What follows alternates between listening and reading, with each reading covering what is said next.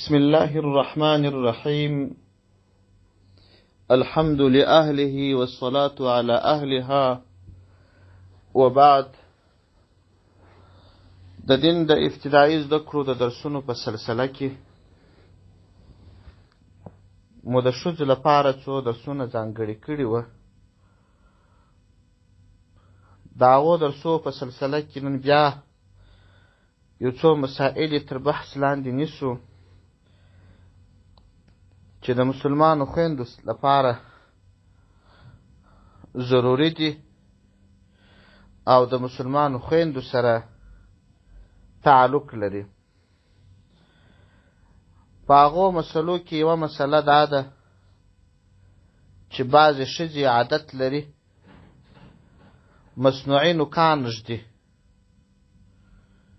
دغه مصنوعي نوکان ایښول دا جایز نه دي، ځکه دا اصلا عادت رواج د کفارو او فساقو پجارو دی. یو مومن مسلمان چې د کافر یا فاسق او فاجر سره تشبیه کی، په دې اړه پیغمبر علیه السلام فرمایي: من تشبه بقوم فهو منهم. څوک چې د کوم قوم سره تشبیه کی هغه به هم دغه قوم څخه وي. همدا ډول که مصنوعي نوکان کښې نږدي د هغسې عادي نوکان غټ کی، دا هم نه دی جایز،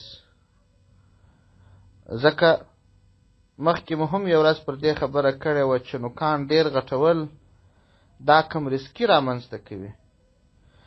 رزق یوازې دا نه دی چې ته پیسې لرې، رزق عام دی.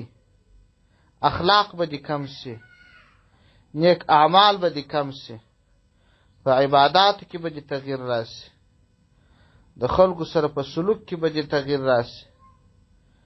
خلک به ستا څخه بد وړي، خلکو ته به په نظر ټیټ ورځې، ته به په خپل ځان باندې خبر نه یې چې زما اعمال ولې ټیټ دي او زما اعمال ولې خراب دي. نو لہذا نه مصنوعي نوکان ایښول جایز دي او نه نوکان غټول جایز دي. کتابونو دغه مسلې را نقل کړي دي. بله مسله دا ده چې بعضې ښځې یو قسم چمپلان یا سنډلان په پښو کوي چې هغه دا جګې پوندې لري. نو دا د دې حکم څنګه دی؟ په دې اړه باندې دوې خبرې سته. یوه خبره دا ده چې یوه ښځه د باندې وځي، نو بعضې خلک داسې وایي چې دغه بعضې ښځې چې دا جګ سنډلان یا دا جګ بوټونه په پښو کوي، نو په دې کې مهمه خبره دا وي چې کله دغه د جګو سنډلانو د په پښو کولو په وجه باندې د دې ښځې ځینې اعضا داسې ښکاره سي چې هغه د نامحرمو خلکو توجه ځان ته را اړوي. نو که واقعا په دې جګو پوندو کې په دې شرط چې ښځه د باندې وځي دغه شی راځي، نو دا کار دې نه کوي.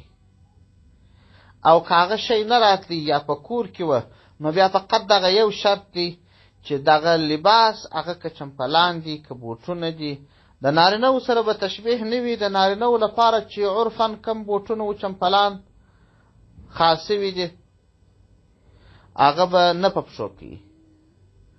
او د ښځو لپاره چې هر ډول وي چې هغه یوه خبره پکښې را نسي، په پښو کول جایز دي. بله مسله دا ده چې بعضې ښځې نوکان رنګوي. د ښځو لپاره نوکان رنګول په تاریخ کې، په تاریخي روایاتو کې، په بعضو ښځو په زعفرانو رنګول، بعضو په نکروزو رنګول، دا خو پروا نه کوي، جایز دی. البته په اوس وخت کې یو قسم رنګونه دي چې هغه جسم لري، چې کله پر نوک باندې ولګېږي نو بیا چې ګوتې پرېولې هغه جسم د دې رنګ لاندې اوبه نه رسېږي، نه یې پرېږدي. هغه د نکروز د خو صرف هغه جسم یو ولاړ سي فقط اثر یې پاته سي او پاته دغه رنګ ناخون چې دی دا خپله یو ډول جسم و صورت والا شی دی. نو په دې لحاظ باندې دغه رنګ ناخون استعمالول جایز نه دی او که هغه نکریزې وي یا زعفران وي یا بل داسې رنګ وي چې هغه صرف اثر اچي لکه نکریزې چې پر لاس ولګي هغه د صورت د نکریزو بیرته ولاړ سي فقط هغه اثر یې پاته سي هغه پروا نه کوي.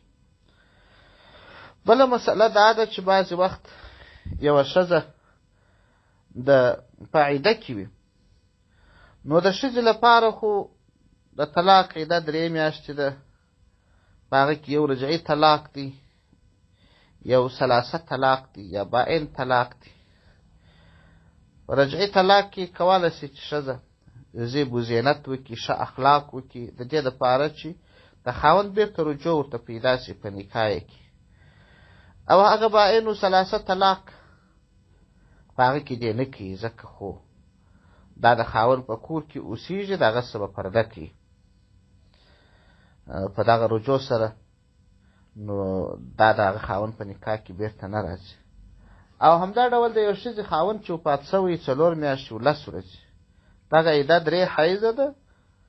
نو زموږ عام خلک نه په پوهېږي نو په 3 میاشتو سره تعبیر کړي مګر اصلا 3 میاشتې نه ده ځکه دا 3 حیضه ممکن په 2 میاشتې کې ښځې ته راسي ممکن په 5 میاشتې کې راسي. 3 ځلې چې میاشتني ناروغي ورته راغلل او هغه طلاق په طهر کې وي نو بیا د دې عیده پوره کېږي. او دغه عیده چې د طلاق د وفات عیده هغه 4 میاشتې و 10 ورځې ده ته چې حامله نه وي نو هلته هم دې ته وتل بې ضرورته نه دی جایز. که اشد ضرورت سي هم د ورځې وتلی سي د شپې نه سي وتلی خو د دغه عیدې په وخت کې به ښایسته لباس پیشن کول ځان جوړول د دې څخه به ځان ساتي. بله مسله دا ده چې بعضې ښځې عادت لري یو قسم بنګړي استعمالوي چې هغه د شیشې څخه جوړي یا د پلاستیکو څخه جوړي. د دغسې بنګړیو استعمال د ښځو لپاره جایز دی خو په دې شرط چې دغه بنګړي هغه وخت اواز نه کوي چې دا د باندې وتلي او یا نامحرمه کسان د دې د بنګړیو اواز اوري. که په کور کې وي نامحرمه څوک نه وي بیا که شرنګار یې کوي که نه کوي که د شي که د پلاستیک کې پروا نه کوي که د بېلوړو او که د باندې وتل نو بیا په دې شرط جایز شرنګی به نه کوي او که شرنګی کوي بنګړي به تړي. بله مسله دا ده چې بعضې ښځې عادت لري چې د الله نوم په غاړه کوي هغه یا د سرو زرو څخه جوړ وي یا د سپینو زرو څخه جوړ وي. دغه د الله نوم په غاړه کول خو جایز دی مګر شرط دا دی چې کله د جنابت په وخت کې وي یا تشناب ته ځي یا د ضرورت ځای ته ځي دغه د الله نوم دا به ایسته کوي ځکه د دې بې عزتي راځي. یو بله مسله چې د ښځو سره د مسلمانو خویندو سره خاص ده هغه ده چې بعضې ښځې بلکې اکثره ښځې عادت لري چې غوږونه سوري کوي یا پزه ته سوری ورکړي. دا چې غوږونه سوري کړي بیا یو قسم زینت د والیان دا په غوږو باندې دي ځړوي او یا په پزه باندې میخک بندوي. دغه د غوږو سوري کېدل یا د پزې سوري کېدل زموږ د مذهب کتابو را نقل کړي دي. رد موتار په جلد 6/308 کې دا صفحه وضاحت را نقل کړې ده چې دا پروا نه کوي جایز دی. دغه زینت د ښځو لپاره جایز دی په دې کې څه ممانعت نشته. نو دا وې څو مسایل چې د مسلمانو خویندو سره تعلق درلودي الله جل شانه دې هرې مسلمانې خور ته توفیق ور نصیب کړي چې دیني احکام دا زده کړي او کم کار چې جایز وي هغه وکړي او کم کار چې جایز نه وي د هغه څخه ځان وساتي. وصلى الله تعالى على خير خلقه محمد وآله وأصحابه أجمعين وسلم تسليما كثيرا كثيرا.